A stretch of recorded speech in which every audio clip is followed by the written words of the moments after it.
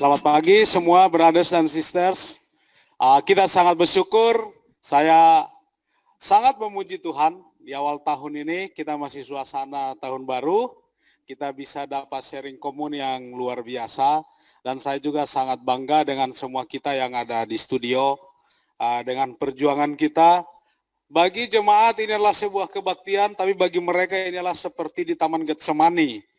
Kadang-kadang keringat, darah bercucuran, mereka harus berdoa 3 kali dari bersujud sampai berlutut, sampai tengkurap, dan malaikat dibutuhkan untuk menguatkan mereka. Tapi terima kasih untuk jemaat yang selalu support kita ada di sana, banyak hal kadang-kadang teknis, kendala, tapi kita nggak mau itu menjadi satu kendala bagi hati kita untuk tetap fokus dan terarah kepada Tuhan. Mari kita bersatu di dalam doa. Tuhan, terima kasih, bersyukur Bapa, banyak syukur, banyak pujian, banyak berkat yang kami bisa hitung. Betapa hebatnya Engkau Tuhan. Apapun keadaan kami saat ini, keadaan pikiran kami, keadaan perasaan kami, bahkan keadaan di sekitar kehidupan kami tahu Engkau adalah Tuhan yang pegang kendali atas hidup kami. Kami mau terus membangun hidup kami di atas dasar Kristus, karena kami tahu Tuhan, dasar yang lain tidak akan kuat, dasar yang lain akan goyah, dasar yang lain akan rapuh. Tidak ada satu dasar yang lebih kuat daripada fondasi hidup kami dibangun di atas Kristus. Hari ini Tuhan, biarlah firman-Mu mengokohkan kembali iman percaya kami, pengharapan kami, kasih kami akan terus semakin strong, kuat, berakar, bertumbuh, berbuah di dalam Kristus. Tuntunan Roh Kudus membimbing pikiran dan hati kami, dan juga Tuhan tuntun hamba-Mu untuk menyampaikan apa yang menjadi isi hati Tuhan saja. Terpuji Engkau Bapa, dalam Yesus kami berdoa. Amin. Judul khotbah saya hari ini, benarkah Kristus fondasiku? Ini adalah pertanyaan bukan buat kita semua, ini adalah awalnya pertanyaan adalah buat diri saya sendiri. Karena saya merasa banyak hal terjadi sepanjang tahun dan banyak hal yang saya harus jalani dari tahun lalu sampai tahun ini. Masalah dan belum terselesaikan. Memang juga belum ada penyelesaiannya. Yang ada harus dijalani. Kadang-kadang harus dijalani karena itu benar, itu saja. Tapi saya membutuhkan satu fondasi yang kuat dalam diri saya, kenapa saya harus jalani itu? Kenapa saya masih mau melangkah setiap hari? Kadang-kadang banyak hal yang tidak jelas, termasuk akan seperti apa 2021. Itu juga pertanyaan bagi saya.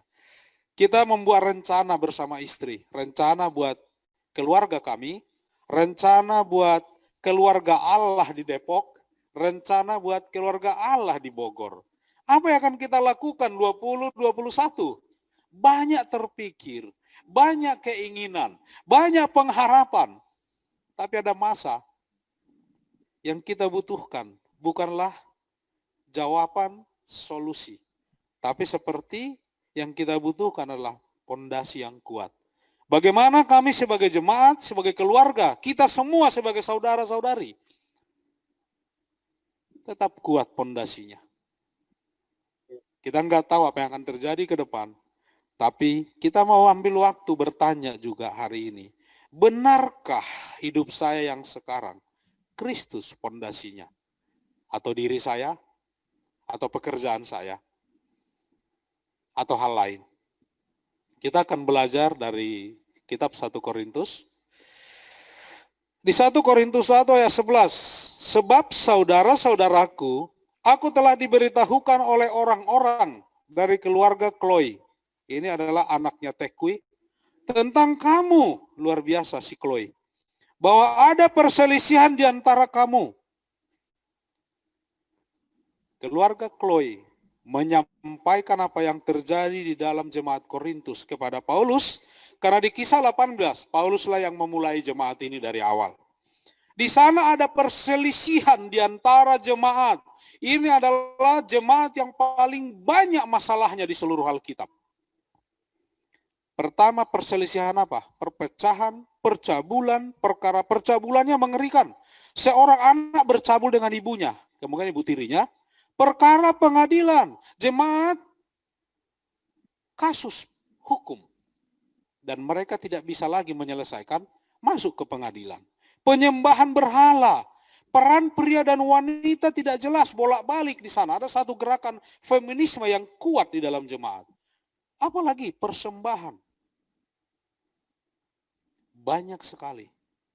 Baru apalagi praktek karunia. Ini adalah jemaat yang paling banyak karunia-karunia di sana. Ada bernubuat, berbahasa roh. Tetapi semua menjadi perselisihan.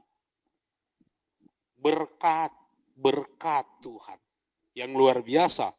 Tidak ada juga jemaat lain yang punya begitu banyak karunia diberkati Tuhan selain Korintus.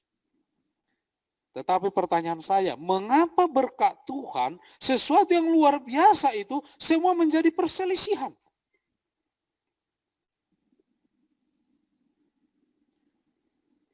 Ini kata-kata Paulus, respon Paulus, ketika dia menerima semua kabar dari Chloe.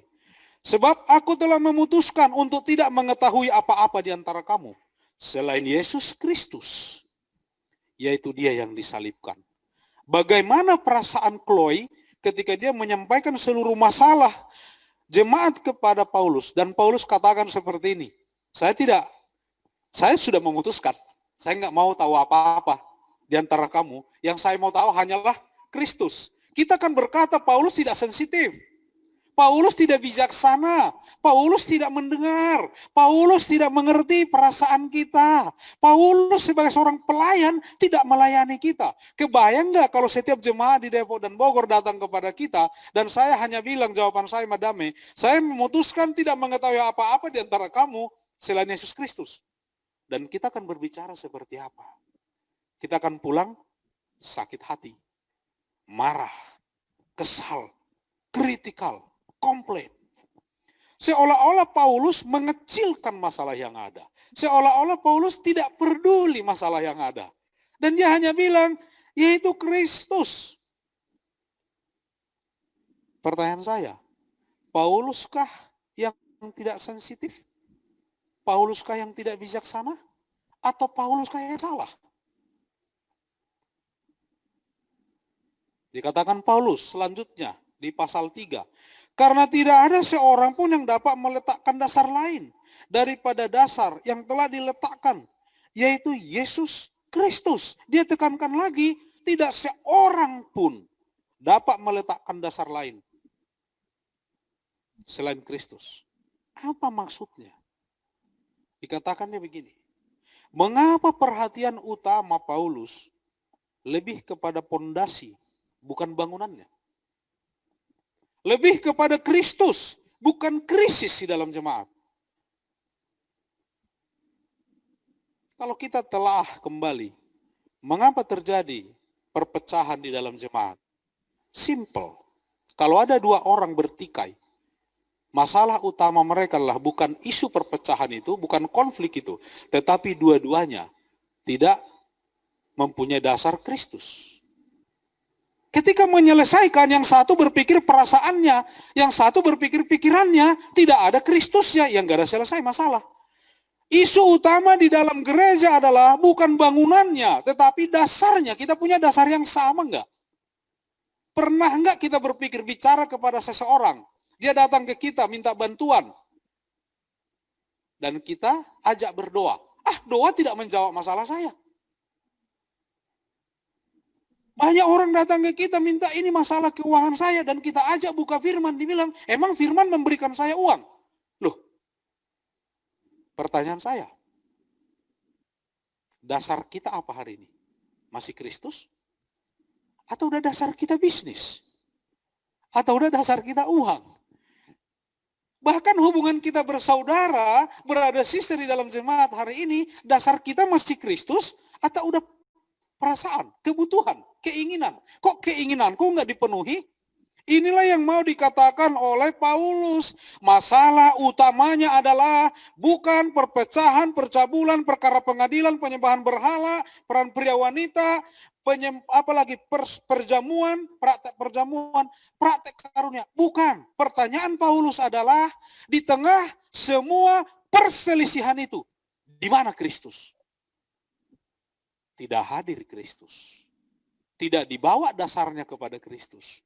Jadi kita memutuskan segala perkara, menghadapi segala situasi, jika tidak dasar yang sama, common ground, Kristus, nggak nyambung kita. Suami istri berantem di dalam pernikahan. Harus dasarnya Kristus. Seperti hubungan Kristus dengan jemaat. Makanya muncul kata-kata, suami kasihilah istrimu seperti mengasihi dirimu sendiri. Seperti Kristus mati buat jemaat. Begitu juga kepada istri, tunduk kepada suamimu dalam segala hal, seperti jemaat tunduk kepada Kristus. Ini adalah karena dasarnya Kristus. Harus Kristus dasarnya memutuskan, menyelesaikan. Itulah masalah terbesar kita hari ini. Bukan keuangan, bukan COVID, bukan masalah bisnis, bukan masalah kita tersinggung satu sama lain, tidak sensitif satu sama lain, tetapi karena tidak sama-sama berdasar di dalam Kristus. Amin. Kita lihat ini, gambar ini, siapa yang tahu ini gambar apa? Ini adalah disebut fondasi cakar ayam. Dan yang menemukan adalah insinyur asli Indonesia.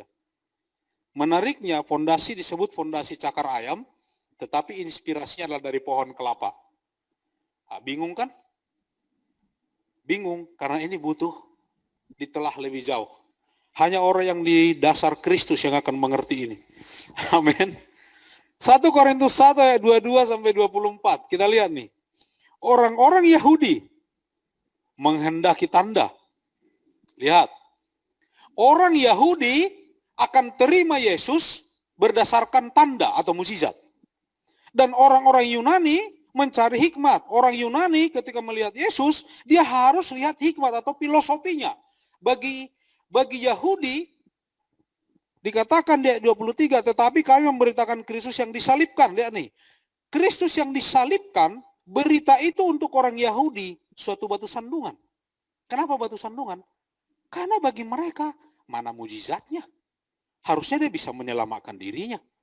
Harusnya dia menyelamatkan kami dari penjajahan dengan kuasanya. Kenapa dia mati? Bagi Yahudi itu sandungan. Makanya dia disalibkan karena berbicara, bait Allah ini, rombak bait Allah ini dalam 3 hari aku dirikan kembali. Dia berbicara tubuhnya, batu sandungan bagi Yahudi. Karena Yahudi berpikir membangun bait Allah 56 tahun. Dan untuk orang-orang Yahudi itu suatu kebodohan, untuk orang-orang bukan Yahudi suatu kebodohan. Kenapa? Karena seperti ini bukan berhikmat banget. Masa seorang Tuhan, juru selamat, maha kuasa, mati jadi korban. Salib, jalan penderitaan. Saya mau tanya hari ini, bagi Kristen hari ini, jalan penderitaan ini, jangan-jangan sandungan bagi kita yang percaya mujizat. Jangan-jangan kita selalu berharap solusi atas seluruh masalah kita adalah mujizat.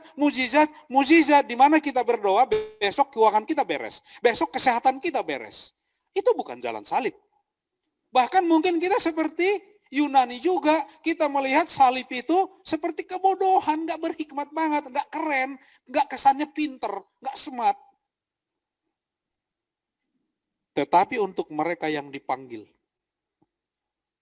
baik orang Yahudi maupun orang bukan Yahudi, Kristus adalah kekuatan Allah dan hikmat Allah. Di mana perbedaannya? Kalau tadi Yahudi, dia bisa terima Yesus kalau sesuai dengan tanda-tanda yang diharapkan. Yunani menerima Yesus kalau sesuai dengan filosofi yang diharapkan. Yesus yang menyesuaikan kepada kita. Itulah Yahudi sama Yunani. Tetapi mau Yahudi, mau Yunani, mau kita, yang Tuhan mau terpanggil, kitanya yang menyesuaikan kepada Kristus. Mana ada bisa dibangun di atas bangunan, tetapi dia tidak mau terikat kepada pondasi. Dia harus ikut pondasi. Kalau pondasinya ringan, nggak boleh dibangun bangunan berat di atas. Semakin kuat kita buat di atas, kita harus dalam pondasinya. Berarti semakin banyak masalah terjadi di dalam hidup kita, harusnya kita semakin dalam kepada Kristus. Amin. Kita nggak bisa lagi, dulu kita saat teduh setengah jam, itu membuat kita kuat. Hari ini masalah begitu besar, mungkin kita butuh duduk dengan Tuhan 2 jam. Berdoa 2 jam, bukan 2 kali, 20 kali. Yesus 3 kali untuk taat kepada Tuhan, kita mungkin 300 kali baru kita taat kepada Tuhan. Itulah dasar. Kalau kita berdasar di dalam Kristus. Pondasi kita seberapa kuat hari ini? Pondasi tidak akan terlihat. Bangunan terlihat. Tetapi pondasi yang menentukan bangunan itu akan tetap berdiri atau tidak. Amin jemaat. Poin saya 2 hari ini. Kalau Kristus pondasi kita, yang pertama, Kristus jadi hikmat Allah bagi kita juga. Kristus jadi kekuatan Allah, itu yang dikatakan tadi. Kalau kita pengikut Kristus, bagi kita Kristus bukan kebodohan, bukan batu sandungan. Apa maksudnya batu sandungan? Kayak tadi di awal saya katakan. Kita punya masalah keuangan, finansial, kayak tadi Polo cerita. Dan kita menyelesaikan itu, kita anggap kalau kita bicara Kristus harus benar Polo. Polo bilang enggak, kayak Kristus kayak batu sandungan, enggak dukung saya. Jadi bikin tersandung aja Kristus ini. Itu namanya, karena kita enggak bisa selaras kita bangunan kita, diri kita sebagai bangunan. Perengki udah khotbah, minggu sebelumnya kita adalah bangunan Allah. Kita enggak selaras kepada pondasi kita. Poin saya yang pertama. Jika Kristus adalah pondasi saya, berarti saya harus percaya, saya harus pegang Kristus hikmat Allah. Kristuslah cara pandang Tuhan. Kristuslah cara pikir Tuhan. Makanya dikatakan kita tidak pernah mengenal Tuhan, tapi kita mengenal Kristus akan mengenal Tuhan.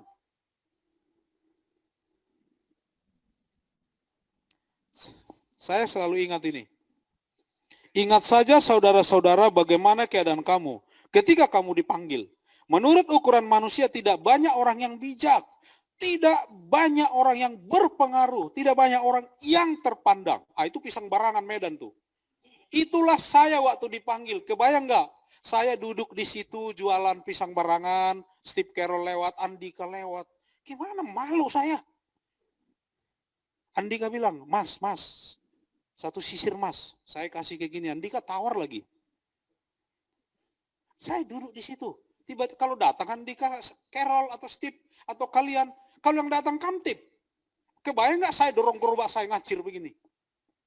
Tapi itulah saya ketika saya dipanggil Tuhan melalui satu orang yang percaya hikmat Tuhan. Apakah orang yang panggil saya pernah lihat saya sebagai orang terpandang? Enggak lah, saya aja lihat diri saya nggak terpandang. Kalian nggak ngomong saya jelek, saya udah bilang saya jelek. Kalian nggak usah bilang saya pendek, saya udah bilang saya pendek. Kita masih ingat nggak siapa kita dulu? Kita masih ingat, jangan-jangan kita merasa kita ini lebih tinggi, layak.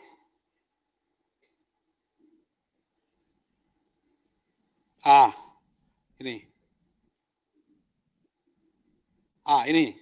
Siapa saya? Di 1 Korintus 1 ayat 26 sampai 30. Ini ada 2 hikmat yang membuat kita, kalau hikmat kita hikmat dunia, kita melihat diri kita tidak bijak. Bahkan orang dunia melihat kita, dikatakan kita tidak bijak, tidak berpengaruh, tidak terpandang, bodoh, lemah, hina, tidak berarti. Berapa banyak kita di dalam ruangan ini yang kita lagi ibadah ini, kita bisa melihat diri kita seperti tidak berharga. Saya mau katakan, berarti kita hanya punya hikmat dunia. Karena kita melihat, mengukur diri kita menurut kebijaksanaan dunia.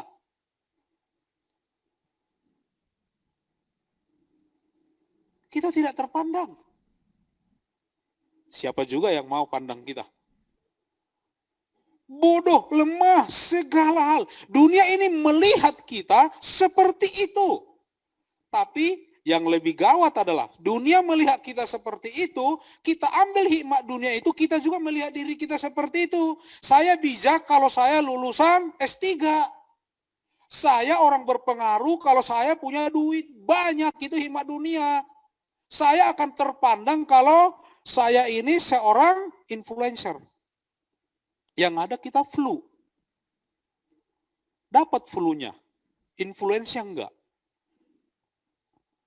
Kita begitu melihat diri kita. Apalagi saya bodoh. Saya lemah. Saya hina. Orang belum hina kita. Kita udah hina diri kita. Pas orang hina tersinggung lagi.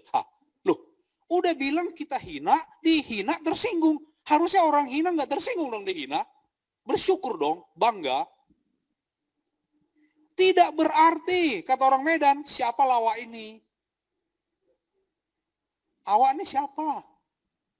Ya kamu memang nggak siapa-siapa. Tapi saya mau kasih tahu, sekarang coba berpindah dari hikmat dunia kepada hikmat Allah. Coba kalau bukan Kristus dasarnya. Kalau bukan Kristus dasarnya, kita siapa? Dikatakan ketika kita pakai hikmat Kristus, karena Allah katakan Yesus itu adalah hikmat Allah, melalui Kristus akan nyata hikmat Allah. Allah melihat kita melalui Kristus dan dia katakan gini, John Sinaga dipilih, ditebus, dikuduskan, dibenarkan dalam Kristus Yesus. Amin. Kabar baik ini.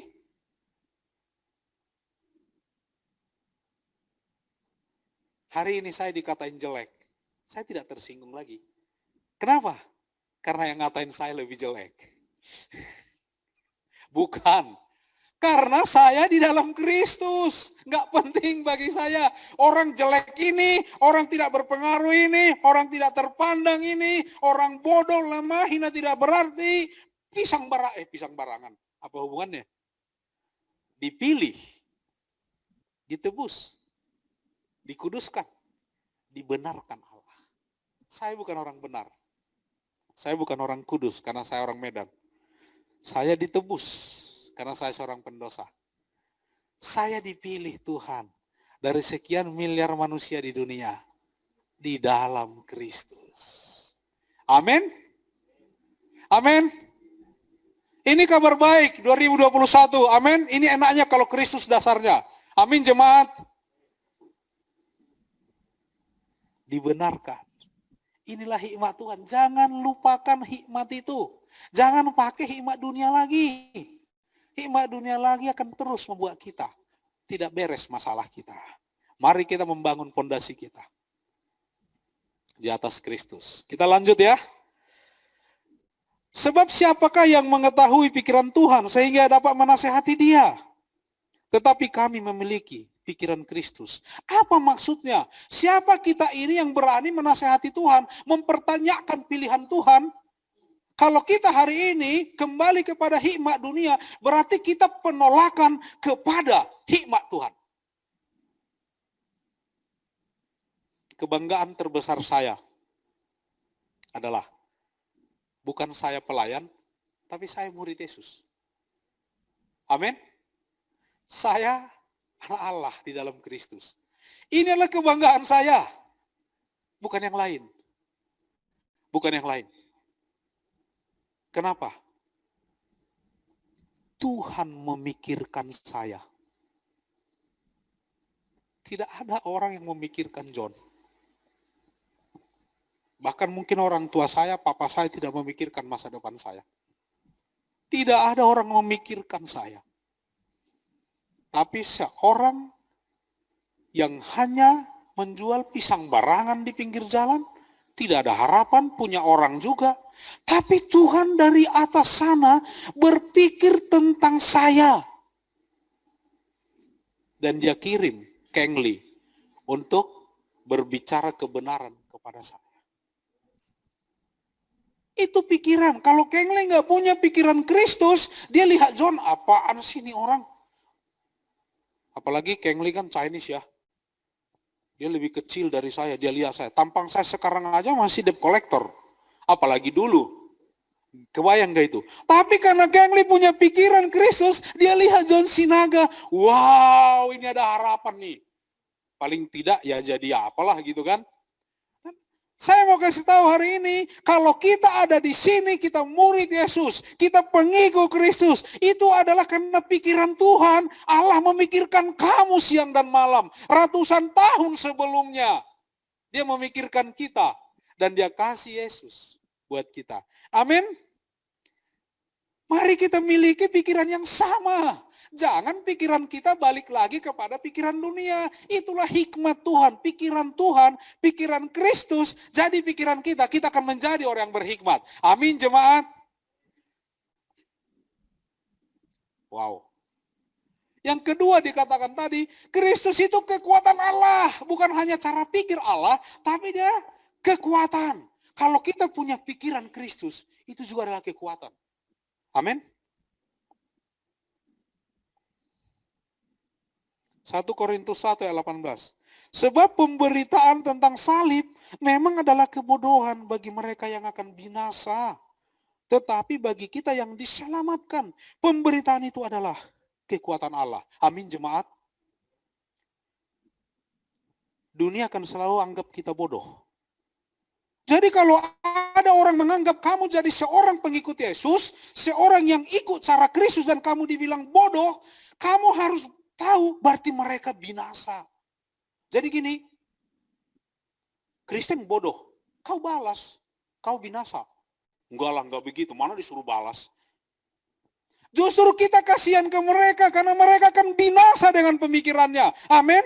Bukan Kristen yang malu menjadi seorang pengikut salib, bukan. Kita harus bangga karena ini kekuatan Allah. Amin. Bagi kita ini keselamatan, bagi mereka kebinasaan, bagi dunia ini kebodohan, tapi bagi kita ini kekuatan. Amin jemaat. Saya suka tadi komuninya Polo. Banyak terjadi di hidup mereka. Saya tahu Polo dan Yanti, saya tahu Yanti juga enggak sehat, ya kan?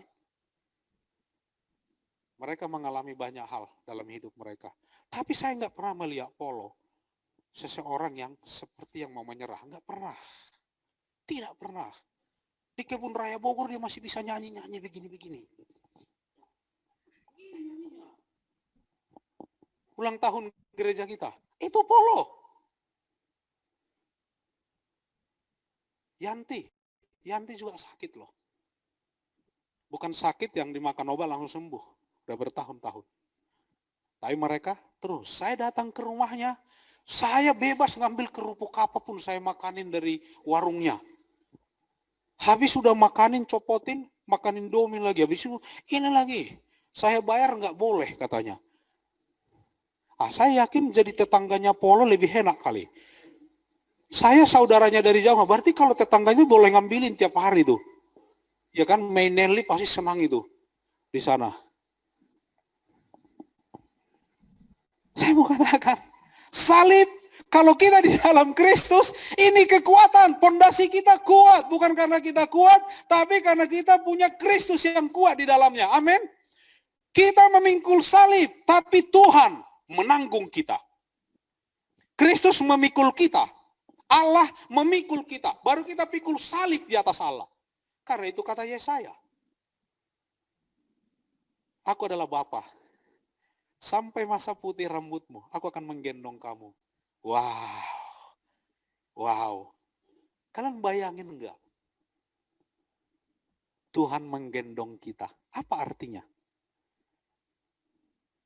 Sampai masa putih rambut kita. Apapun kita, umur kita berapa, berat badan kita berapa, Tuhan sanggup gendong kita. Amin. Makanya saya nggak terlalu pusing diet. Tuhan bisa gendong saya kok. Ya kan? Sampai masa putih rambut saya, dia akan gendong saya. Kenapa? Karena bagi Tuhan, mau kamu pendeta, kamu direktur, kamu apapun, doesn't matters. Karena bagi dia adalah kamu anaknya. Dan Tuhan bilang, dan aku mau melakukannya. Tuhan menggendong kita. Jadi kita pikul salib, jangan kita pikir Tuhan suruh kita pikul salib, kayak kita sendirian. Enggak, kan pondasi kita Kristus. Kristus pikul kita pikul salib. Ya udah, sebenarnya kita duduk di bahu Kristus doang, salibnya gini. Yang jalan itu Kristus. Itulah hidup paling enak sebagai Kristen. Yang kita pikir adalah, kita pikir kita pondasinya.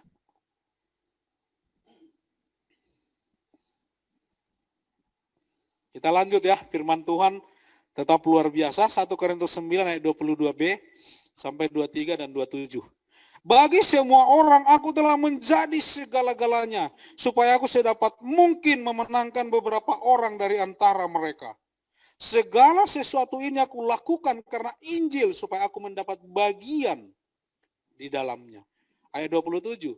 Tetapi aku melatih tubuhku dan menguasainya seluruhnya, supaya sesudah memberitakan Injil kepada orang lain, jangan aku sendiri ditolak.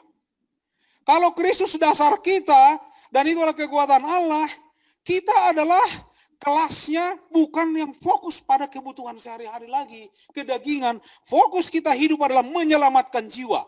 Kenapa? Untuk menjaga keselamatan kita, kita menyelamatkan orang. Bahkan kita rela menjadi segala hal untuk hanya ada jiwa dibawa kepada Kristus. Kita rela melakukan segala hal kepada teman, kenalan, sekitar kita, sahabat kita, tetangga kita, orang sekitar kita boleh bicara tentang COVID. Kita akan bicara tentang Kristus. Karena kita tahu, hanya hidup yang dibangun di atas Kristus yang akan kuat. Karena kita bukan kekuatan kita. Kekuatan Allah loh. Kekuatan Allah. Kekuatan saya apa? Kekuatan saya apa? Terbatas dalam segala hal. Kekuatan Allah. Tapi kekuatan itu bukan hanya kekuatan untuk memenuhi kebutuhan kita, menghadapi seluruh situasi kita. Tapi kekuatan Allah itu adalah kekuatan yang menyelamatkan jiwa. Jiwa kita dan jiwa orang. Amin. Bahkan dikatakan, aku melatih tubuhku, menguasainya seluruhnya. Demi Injil. Saya takut adalah seperti kita kembali ke awal di dalam jemaat kita, Depok dan Bogor. Ketika tidak ada dasar yang sama di antara kita, Kristus, disitulah awalnya perselisihan terjadi satu sama lain. Karena kita nggak satu frekuensi di dalam Kristus. Kita nggak satu dasar pemikiran di dalam Kristus. Satu dasar perasaan di dalam Kristus. Satu dasar pemahaman di dalam Kristus. Satu tujuan di dalam Kristus. Satu kebanggaan di dalam Kristus. Akhirnya kekuatan kita sendiri kita pakai, capek kita, dan kita kehilangan kekuatan Allah. Amin. 1 Korintus 3 ayat 10b. Tetapi tiap-tiap orang harus memperhatikan bagaimana ia harus membangun di atasnya. Kita kan bangunan. Tadi kalau udah kita tahu Kristus pertama adalah sebagai hikmat Allah, itu yang pertama, pola pikir kita, pola pikir Kristus. Yang kedua, kekuatan kita, kekuatan Allah di dalam Kristus. Tapi kita harus membangun diri kita di atasnya juga. Apa tadi? Karena kita punya hikmat Allah, kekuatan Kristus, tetapi pilihan adalah bagi saudara-saudari sekalian. Tahun 2021.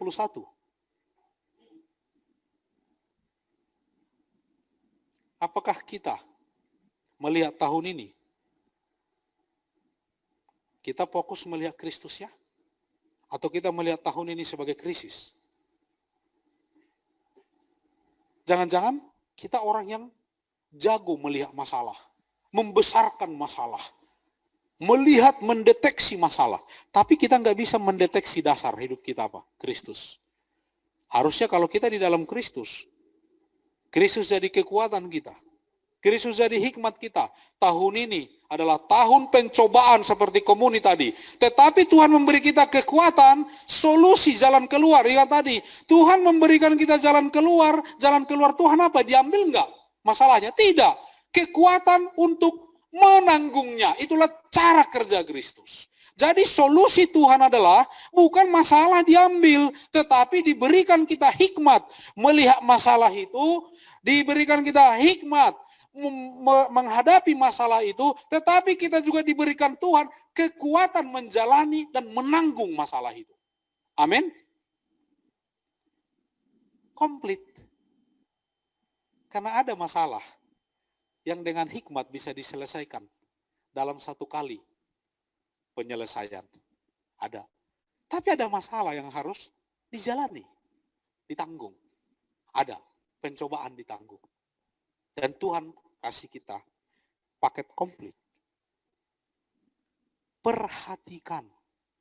Ambil waktu. Setelah khotbah ini pun kita ambil waktu. Perhatikan lagi hidup kita. Pertama yang kita perhatikan adalah, pondasi saya benar enggak Kristus? Kalau pondasi saya Kristus, berarti Kristuslah jadi hikmat saya. Artinya saya memiliki cara pandang, cara pikir Kristus. Melihat segala hal. Melihat diri saya, melihat orang lain, dan melihat situasi semuanya. Yang kedua, Kristus adalah kekuatan saya untuk menanggungnya, bukan sendiri. Bukan finansial saya, bukan aset saya, tetapi Kristus. Dari mana saya tahu bahwa Kristus kekuatan saya? Saya tidak hanya membereskan masalah-masalah dalam hidup saya, tetapi saya bermain di level menyelamatkan jiwa. Wow. Seorang Kristen yang Kristus kekuatannya adalah, dia tidak fokus dirinya, bahkan dia bisa fokus membantu orang lain. Amin. Tidak ada pondasi yang lain, hanya Kristus. Amin jemaat. Kita semangat untuk kita sebagai satu jemaat Depok dan Bogor. Kita akan melihat 2021 ini tentang Kristus. Ini tentang hikmat Kristus. Ini tentang kekuatan Kristus. Apapun krisisnya. Amin jemaat. Kita bersatu di dalam doa.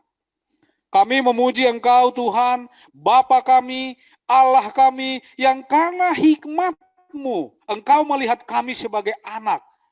Dosa kami tidak menghalangi Engkau memilih kami, menebus kami, menguduskan kami, membenarkan kami, dan hari ini kami punya hidup di dalam Kristus. Bantu kami Tuhan, tidak pernah lupa itu. Ini hal terbaik, terhebat, lebih daripada harta yang kami punyai.